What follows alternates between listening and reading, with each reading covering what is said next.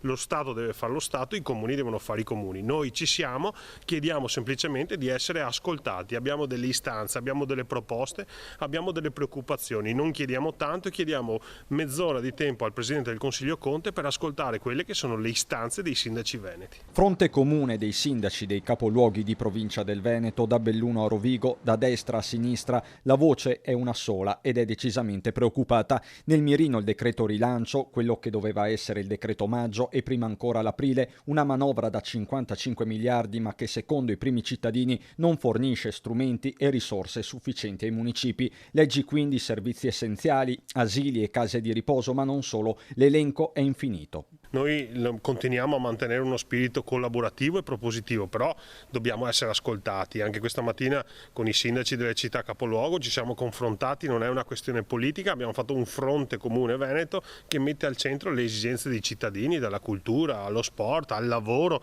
alla famiglia, alla ripresa delle scuole, il trasporto pubblico. Tanti sono i temi che oggi hanno un sacco di incognite e soprattutto che ci preoccupa proiettati verso il futuro. Il problema è contabile. Con l'emergenza Covid ci sono solo flussi in uscita e la tenuta dei bilanci è divenuta impossibile, dice Conte da presidente dell'Anci del Veneto. I bilanci comunali stanno in piedi con le entrate tributarie che in questo momento sono sospesi, scontati, spostati e quindi non ci sono, con le multe che in questo momento per fortuna non ci sono e con i trasferimenti dallo Stato che però in questo momento sono un'incognita. Le risorse, conferma da Padova il collega Sergio Giordani, servono per programmare un consistente piano di rilancio e di coesione sociale che non può prescindere dagli amministratori che sono ogni giorno in trincea. Oggi però i tempi stringono, abbiamo bisogno di tempi certi, di fondi certi e quindi è finito il tempo delle trattative, oggi bisogna dare risposte ai comuni e ai cittadini. I sindaci poi appoggiano in pieno la linea della riapertura in sicurezza, impossibile andare oltre il 18 maggio. Noi chiediamo che chi è in grado di ripartire in sicurezza lo possa fare, anche perché ormai